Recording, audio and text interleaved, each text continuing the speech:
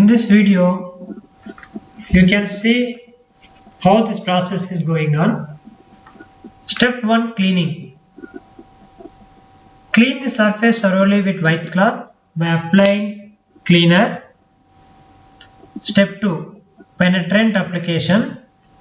Apply the penetrant with 1 feet distance and 45 degrees angle and wait for the dwell time 10 minutes.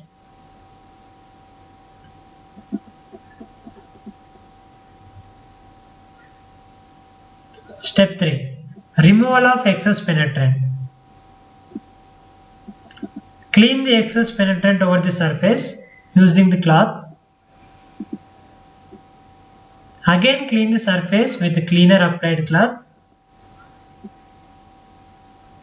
Step 4, developer application. Apply the developer over the surface and wait for the dwell time.